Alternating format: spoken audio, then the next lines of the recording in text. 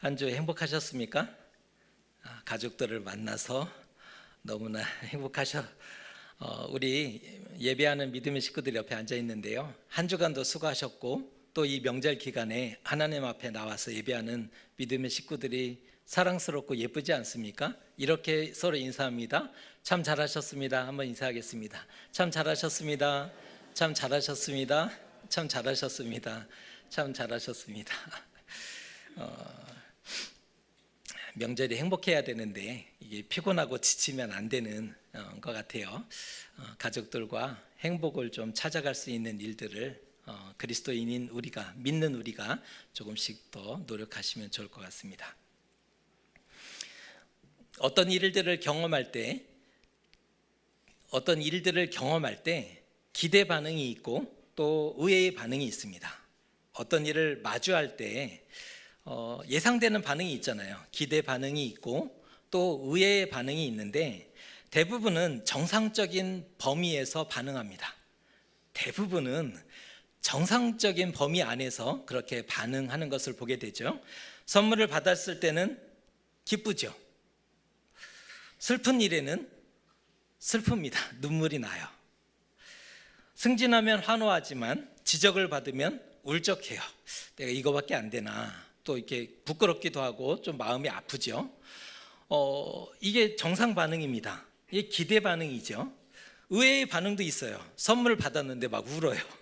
막 괴로워하고 또 슬픈 일인데 막 이렇게 웃고 다니면 이게 조금 뭔가가 풀린 것 같은 이런 반응들은 기대 반응이 아니고 의외의 반응이죠. 여러분에게도 한번 여쭐게요. 어떤 반응인지 한번 생각해 보세요. 만일 우리가 하나님의 음성을 듣고 그 응답을 직접 받았다면 여러분 이 세상 그 무엇보다 기쁠까요? 여러분 어떻게 반응하시겠어요? 기대 반응이라는 게 있고 의외의 반응이 있는데 여러분은 어떻게 반응하실 것 같아요? 정말 기쁠까요? 오늘 말씀은 여호야김이 하나님의 음성을 들었어요.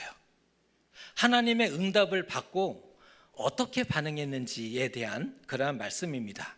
우리의 신앙을 한번 되돌아볼 수 있는, 인생 전체를 되돌아볼 수 있는 그런 깊은 의미가 담겨 있는 그런 말씀인데 여호야김은 하나님의 음성에 어떻게 반응했는지를 살펴보면서 우리의 영혼도 한번 도전받으면 좋을 것 같습니다.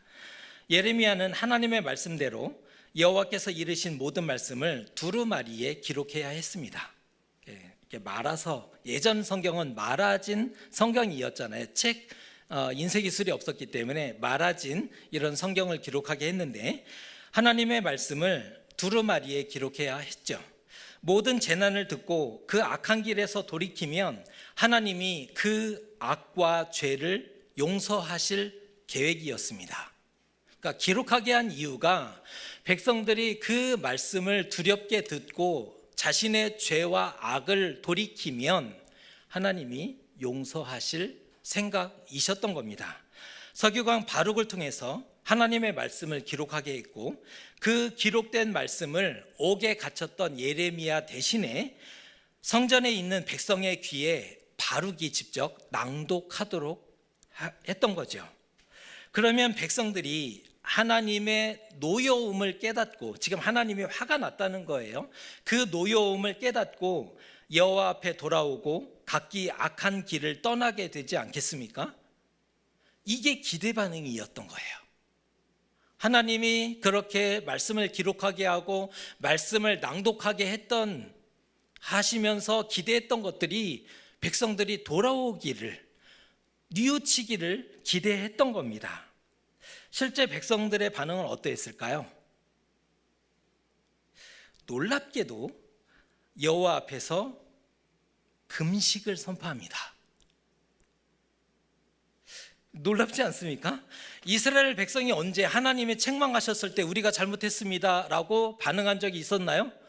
그렇지 않죠. 대부분은 우리가 도대체 무엇을 잘못했습니까? 라고 반발했어요. 그런데 오늘 말씀은 여호와 하나님의 말씀이 선포되자 금식을 선포했다는 거예요. 이게 의심이 갑니다. 이게 늘 하던 반응에서 다르게 반응하면 의심해 봐야 되지 않습니까? 이게 잘한 거 맞나? 백성들이 정말 잘한 게 맞는가라고 의심이 들게 되는데, 그런데 낭독된 말씀에 대한 반응이었는가를 생각해 봐야 돼요. 낭독된 하나님의 말씀에 대한 반응이었는가? 아니었다는 거예요. 금식을 선포했지만 말씀 때문이 아니었다는 겁니다. 물론 말씀에 영향이 있었겠죠. 하지만 북방에 있었던 바벨론이 이미 나라를 침략해서 블레셋의 도시 아스글론을 이미 함락했던 소식이 들려왔다는 거예요. 그 다음 순서는 어디예요? 예루살렘. 해변길을 통해서 북방의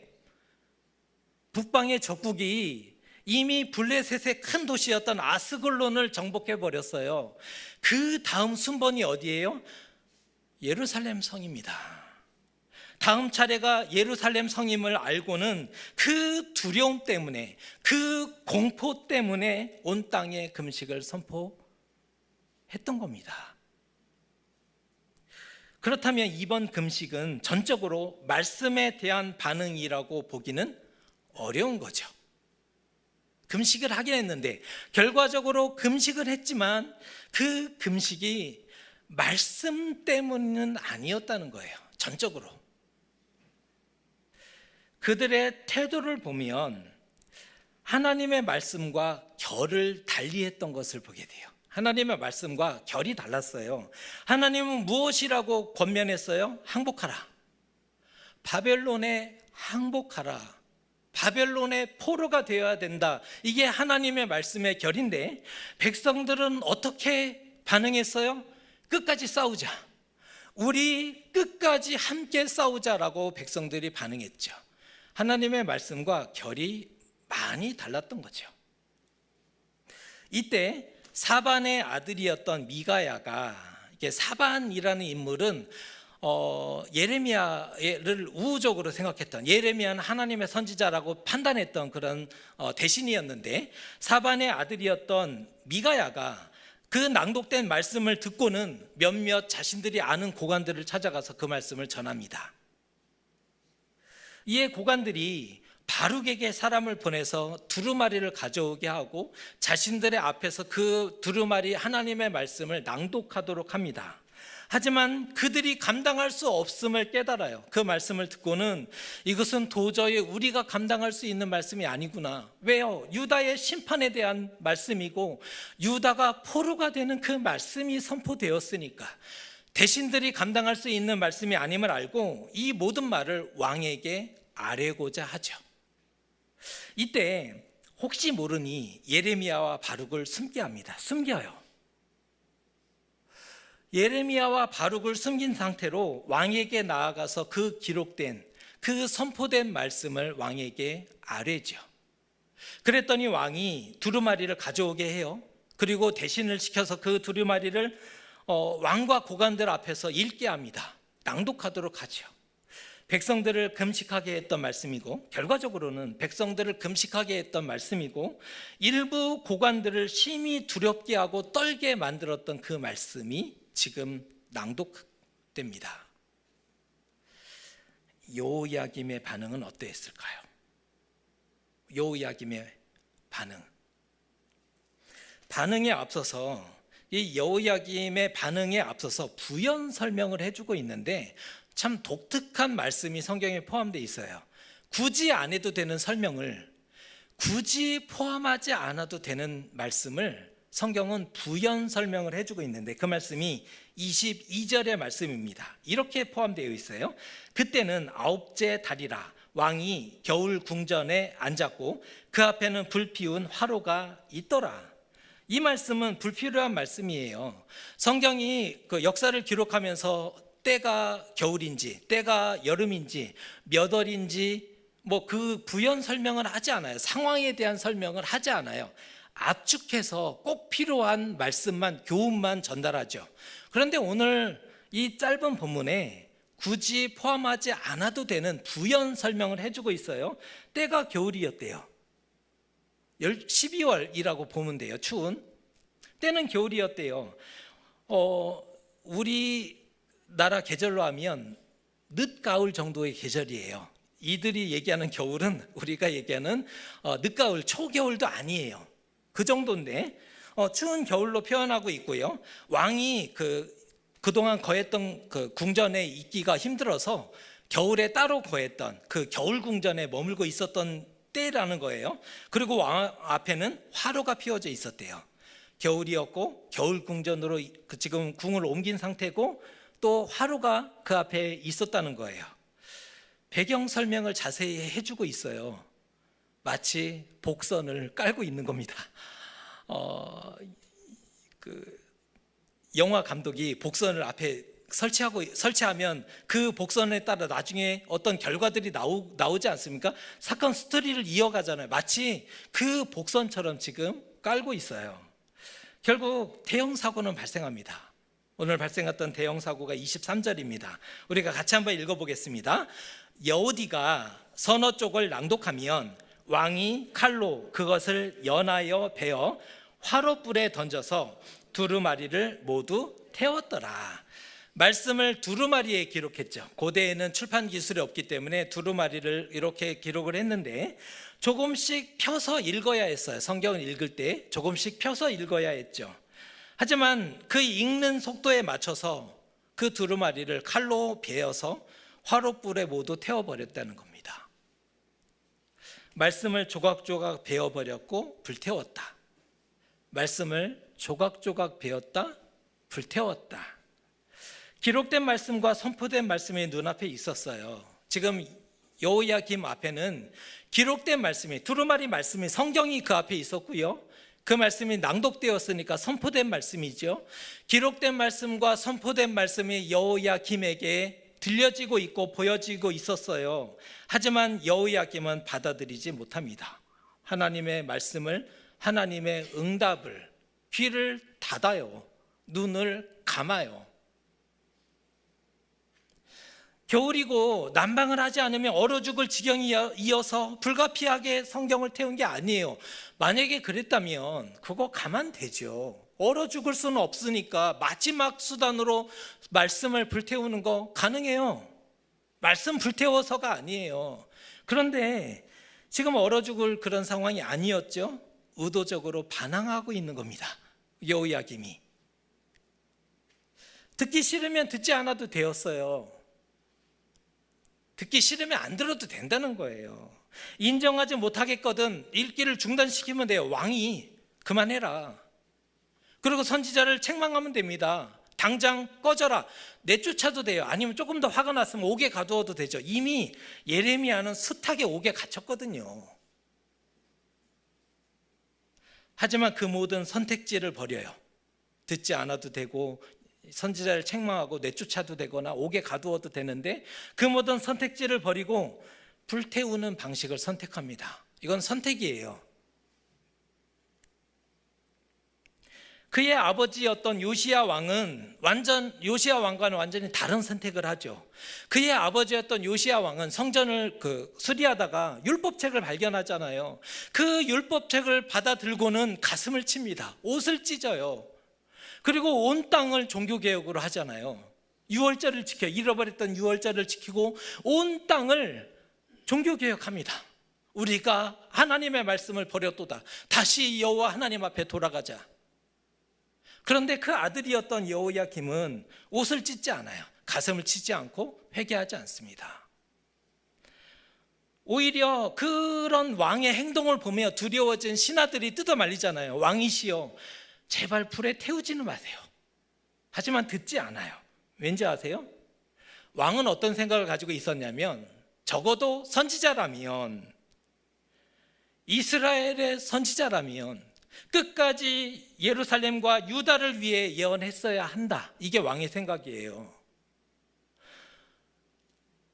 선지자라면, 하나님의 선지자라면 하나님이 선택하신 예루살렘과 하나님의 성전을 위해서 끝까지 투쟁하고 싸우기를, 마지막 한 사람이 남기까지 예언하며 싸우기를, 그게 선지자 아니겠어요?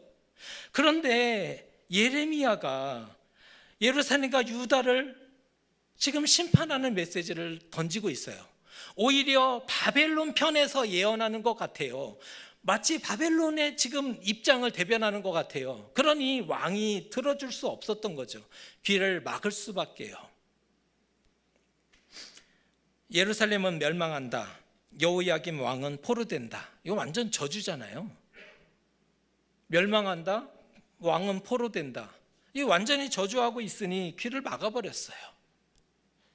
우리가 하나님을 만나고 응답을 들으면 행복하고 세상을 다 가진 것처럼 날아갈 것 같아도 내 생각과 다르면 당황합니다.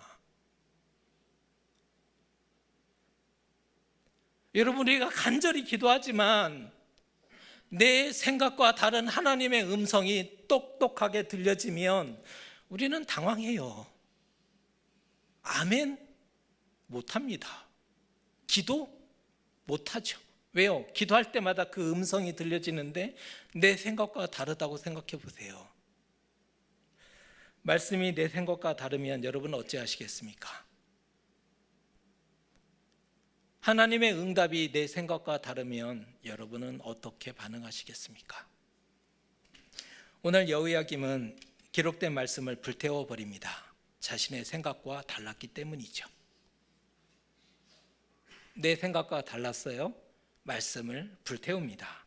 또 사람을 보내서 서기관 바룩과 선지자 예레미야를 잡으라 명령하죠. 칭찬하고 상 주기 위함이 아니었어요. 잡아오라. 유다와 예루살렘을 사랑하는 선지자에게 포상하기 위함이 아니었어요. 예루살렘과 유다를 저주했으니 잡아 죽이기 위함이었어요. 실제로 26장을 우리가 예레미야 26장을 거쳐왔는데 예레미야 26장을 보면 우리야라는 선지자가 존재했어요. 예레미야와 함께 예언했던 그때 함께 사역했던 선지자인데 우리야라는 선지자가 예루살렘과 유다의 심판을 예언했어요. 그랬더니 여호야김이 화가 났어요. 왕이 분노했다는 소식을 듣고 애굽으로 도망갑니다. 그랬더니 여호야김이 사람을 보내서 애굽에서 선지자를 잡아다가 칼로 그의 목을 치고 평민의 묘에 던져버려요. 장사를 치르지 않고. 그때 왕이요 예레미야도 죽이려고 했는데 사반의 아들이었던 아이감, 예레미야는 사반이라는 이 가문의 도움을 참 많이 받는데 사반의 아들이었던 아이감이 온몸으로 막아서요 왕이시여 안 됩니다. 예레미야 선지자를 죽이면 안 됩니다. 이 사반의 아들이 아이감이 온몸으로 막아서서 그때도 살아났거든요. 만일 오늘도 하나님이 숨기지 않으셨다면 예레미야는 목숨을 잃었을지 몰라요. 이미 옳은 말하는 선지자들은 다 죽었으니까.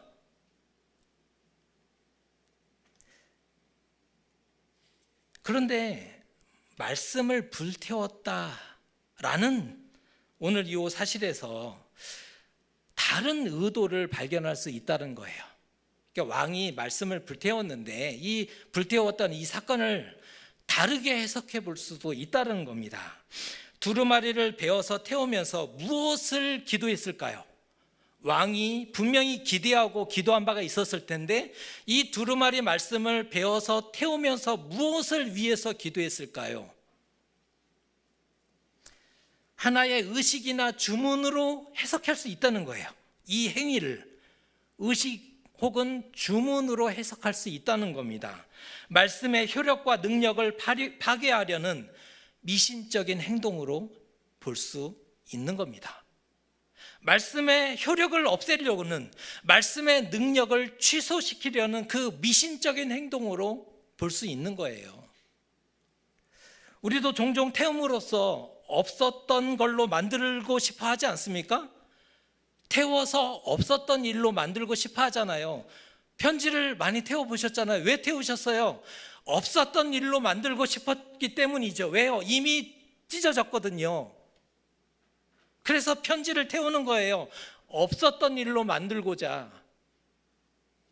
사진도 태우지요. 선물도 태워요. 안 해보셨나 봐요. 선물도 태워요. 왜요? 없었던 일로 만들고 싶거든요. 이미 다 끝나버렸기 때문에.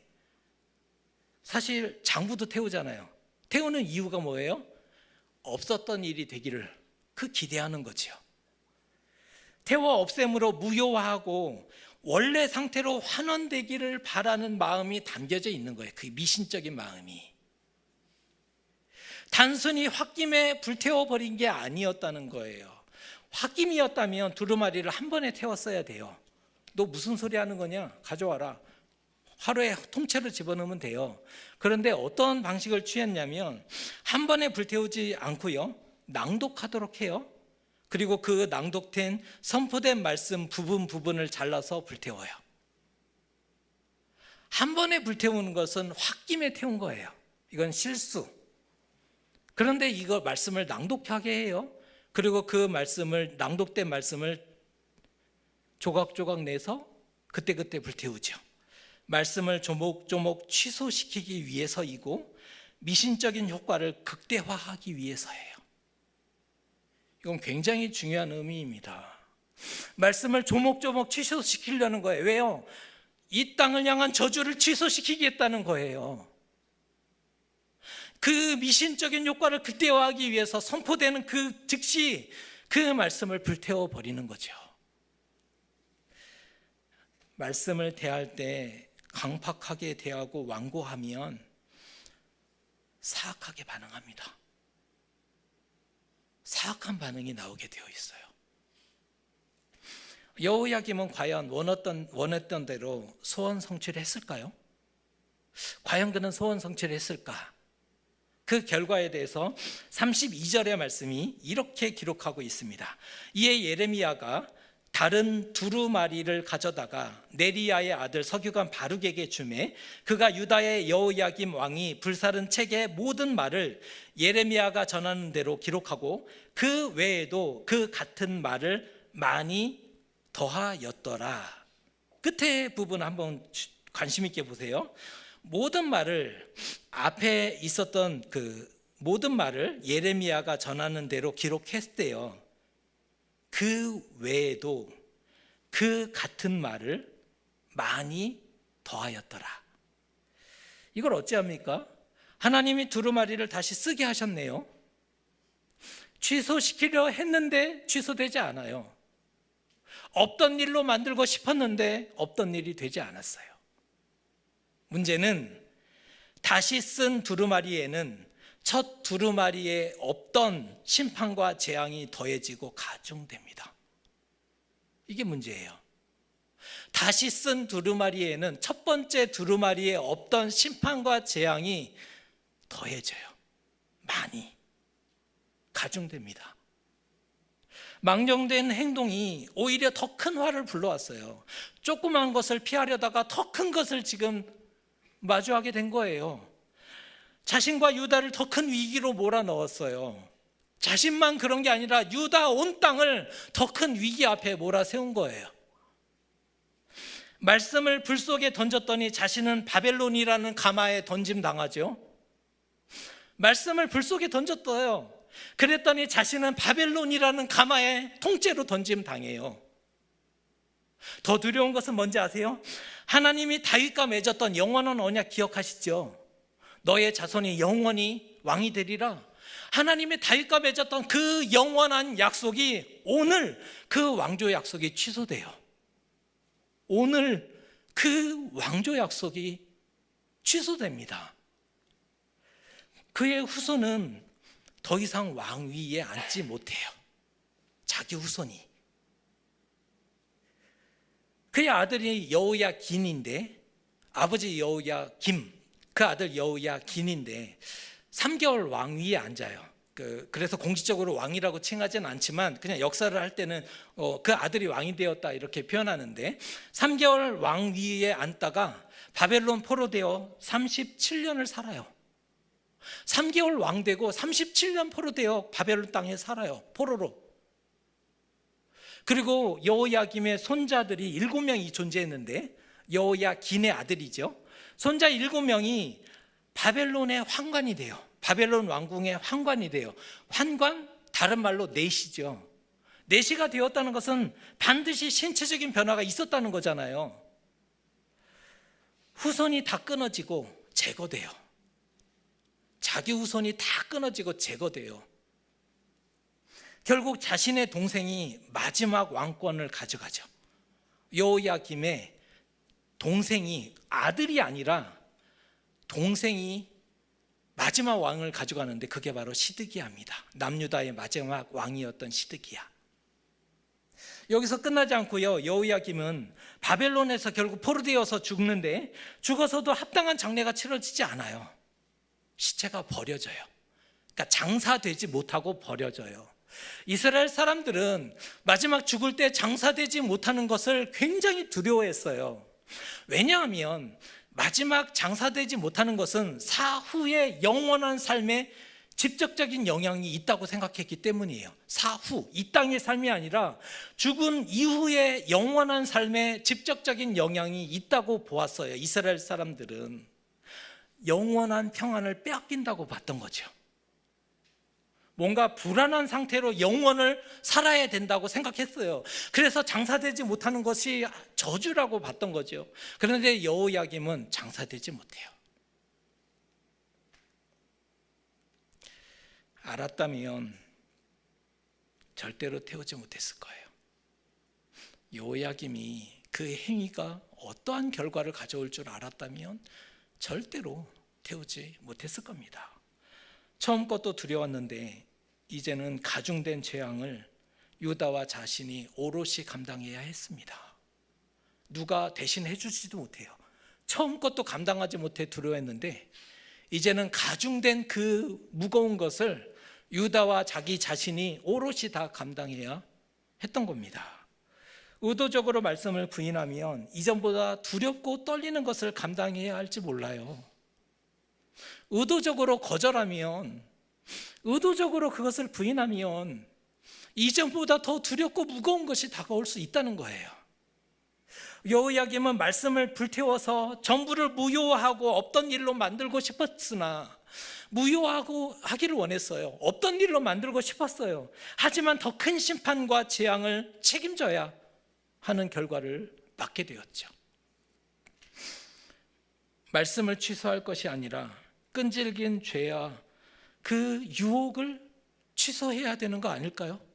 우리가 취소해야 한다면, 취소할 게 있다면 말씀을 취소시킬 게 아니라 우리 안에 끈질긴 죄의 유혹과 그 죄의, 우리를 옥죄어오는 그 죄, 그것을 취소시켜야 되는 거 아닐까요?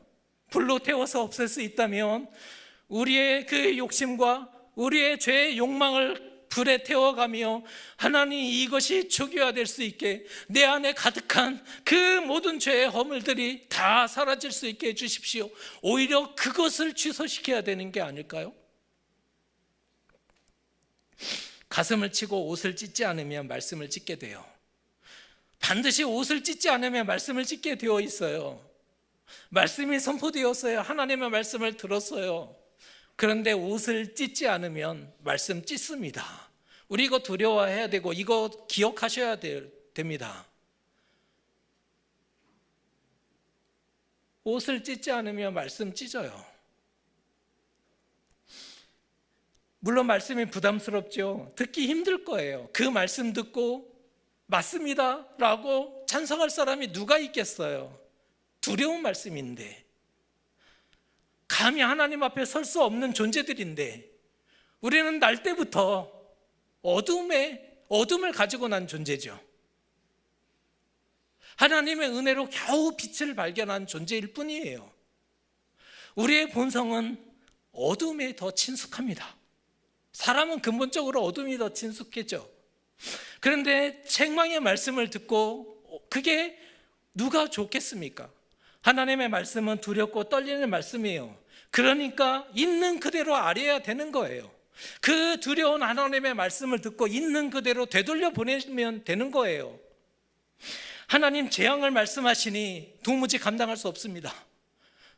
감당할 수 있으세요? 못하죠. 그러니까 되돌려 보내야죠. 하나님 재앙을 말씀하시나 감당치 못합니다. 멸망하고 포로된다니 그렇게 말씀하시니 이 지옥과 두려움을 감히 감당하지 못하겠습니다. 돌려보내야죠. 지은 죄로 인해서 심판받아 마땅하나 감히 하나님께 얼굴을 들 수 없는 존재이나 하나님 그 긍휼과 자비를 베풀어 주옵소서 되돌려 보내야죠.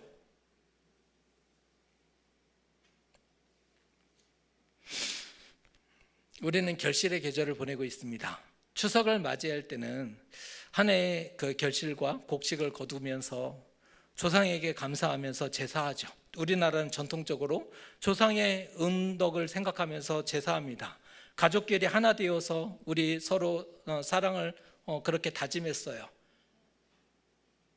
그리스도인은 이 계절을 어떻게 보내면 좋을까요? 결실의 계절을 맞이한 그리스도인, 기록된 말씀과 선포된 말씀을 우리는 가까이 해야 되지 않을까요? 이 기록된 말씀이 멀리 있지 않아요. 우리 손에 들려져 있어요. 눈만 들면 앞에도 하나님의 말씀이 늘 잘 틀어주네요. 하나님의 말씀이 우리에 가까이 있어요. 기록된 말씀이. 그래도 우리는 그리스도인이라 주일 성수를 하면서 하나님 앞에 나왔을 때 두려운 말씀을 듣죠. 하나님의 말씀을 들어요. 선포된 말씀을 들어요. 기록된 말씀도 가까이 있고 선포된 말씀도 우리 귓가에 울려지는데 이 결실의 계절을 걷는 그리스도인으로서 우리가 어떻게 응답해야 하겠습니까? 조금 더 가까이, 그 하나님의 말씀을 조금 더 가까이.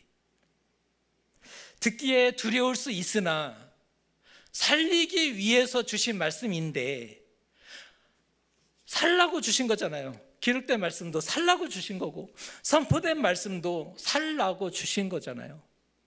살라고 주신 것이니, 살리기 위해 주신 것이니 가슴을 치고 옷을 찢어야 복을 받고 생명을 보장받지 않겠습니까? 말씀을 달게 듣고 다시 살고 열매 맺을 수 있으면 좋겠습니다. 우리의 삶이 다시 그 말씀을 달게 듣자는 거예요. 비록 따갑고 아프고 괴롭지만 우리는 잘하는 사람이 못 되죠. 성경 인물들 못 쫓아가요. 그들은 그들이에요. 우리는 우리고 우리가 그들을 따라갈 수는 없죠. 그러나 이 두려운 말씀을 들렸을 때 되돌려 보내자는 거예요. 하나님 그 두려운 말씀이 울려졌는데 순종할 능력이 없습니다. 하나님, 우리는 순종할 능력이 없는데 믿음도 좀 주세요. 은혜도 좀 주세요. 이 기록된 말씀을 이해할 수 있도록 깨달음도 좀 주세요. 그래서 비록 온전하게 순종하지 못하지만 조금씩 순종을 할 수 있게 도와주세요. 그 하나님의 말씀을, 그 말씀이 여기에 심겨졌는데 이것을 도저히 감당할 수가 없습니다. 하나님 좀 저를 좀 도와주시고 붙잡아 주세요. 기도하면서 오늘을 걷고 또 내일을 걸어가고 내일 주저앉았지만 다시 일어서며 하나님 역시 저는 부족한 사람이 맞아요. 그러니 하나님이 돕지 않으시면 저는 살 수 없는 존재입니다 하면서 내일 또다시 일어서고 그 다음 또 넘어질지라도 다시 하나님의 도우심을 의지하면서 걸어가 보고 우리 지금까지 믿어왔는데 잘하셨습니다. 인정합니다. 우리 이후의 걸음은 그 하나님의 말씀을 조금 더 달게 듣고 내가 인정할 수 없다고 받아들일 수 없다고 무시하거나 불태우는 것이 아니라 좀 달게 듣고 하나님 이 말씀대로 살아갈 수 있도록 도와주시기를 돌려보내라고요. 돌려보내는 삶으로 우리도 다시 살고 우리의 인생이 하나님 앞에 반짝반짝 빛났으면 좋겠어요. 성경 인물 같은 사역을 하라고 우리를 보내신 게 아니라 우리는 우리 자신만 잘 살아내면 됩니다. 누구에게 많이 전하지 않아도 돼요. 나만 깨어 있으면 돼요. 나만 잘 믿으면 되죠. 그러면 우리를 보면서 누군가는 도전받고 누군가는 용기 내고요. 누군가는 하나님의 살아계심을 보았다 그럴 거예요. 우리요, 내 믿음 잘 지키면서 하나님 한 분만 잘 보고 따라가십시다. 나만 잘 걸으면 돼요. 누구 뭐 이렇게 하시라 할 것도 없고 나만 잘 믿고 잘 걸어가면 나의 그 선한 모습, 예수님 닮은 그 모습, 하나님 닮은 그 모습 때문에 누군가가 옆에 있는 교우 중에 누군가가 한 걸음 더 따라올 거고 또 용기 내고 걸어오게 될 것입니다. 여러분 힘내셨으면 좋겠습니다. 우리 하나님의 말씀 달게 들으십시다. 따갑고 아프지만 달게 듣고 우리도 살고 또 우리의 삶이 복된 삶이 되시기를 주님의 이름으로 축복합니다. 기도하겠습니다. 멸망하고 포로가 되리라 예언하니 여호야김은 귀를